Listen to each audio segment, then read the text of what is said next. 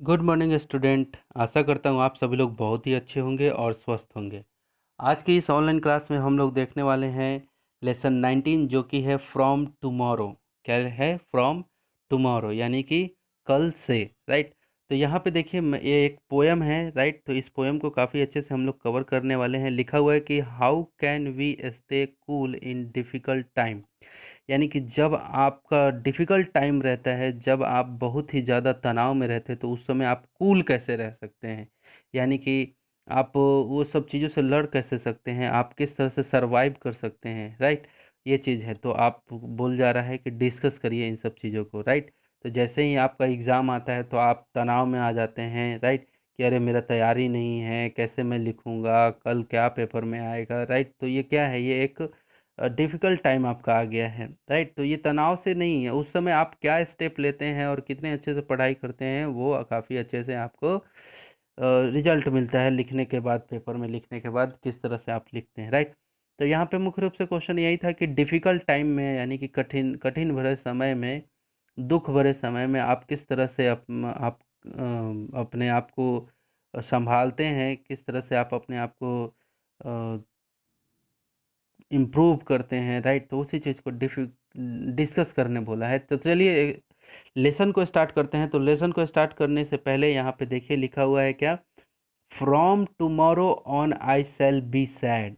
क्या लिखा हुआ है? फ्रॉम टुमारो यानी कि कल से मैं दुखी रहूँगी। ये लड़की है जो ये बोल रही है कि from tomorrow on I shall be sad, यानी कि कल से आई शैल बी सैड यानी कि मैं दुखी रहूँगी। फ्रॉम टुमारो ऑन यानी कि कल से। नॉट टुडे, आज नहीं। Today I shall be glad, आज मैं खुश रहूँगी। एंड एवरी डे, और रोज। No matter how how bitter it may be. No matter यानी कि कह रहा है कि सॉरी, एंड एवरी डे, और रोज। और no matter how bitter it may be, कोई विषय नहीं यह कितना कड़वा होगा, है ना। कोई मैटर नहीं ये कितना कड़वा होगा। आई सेल से यानी कि मैं कहती हूँ, right. From tomorrow on I shall be sad not today, कल से मैं दुखी रहूँगी लेकिन आज नहीं। यानी कि देखो, अब देखो क्या है कि जैसे ये लड़की बोल रही है कि कल से मैं दुखी रहूँगी, आने वाले कल से।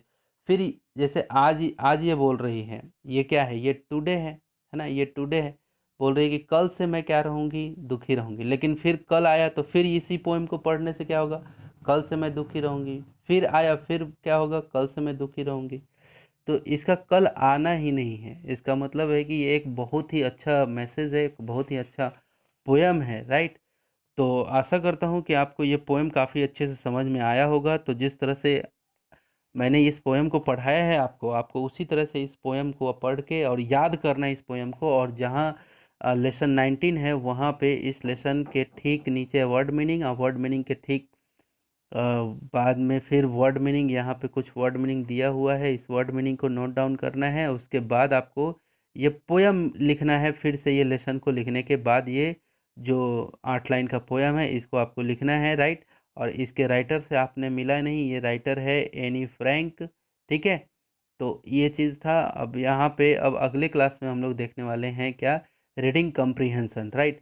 तो आपका टास्क यही रहेगा कि इसके वर्ड मीनिंग जो है और इससे इसके जो ये जो पोयम है, इस पोयम को काफ़ी अच्छे से आपको क्या कर लेना है, अपने कॉपी में नोट डाउन करके और इसको याद करना है, राइट। तो ठीक है, मिलते हैं अगले नेक्स्ट वीडियो में। तब तक के लिए टेक केयर, बाय बाय।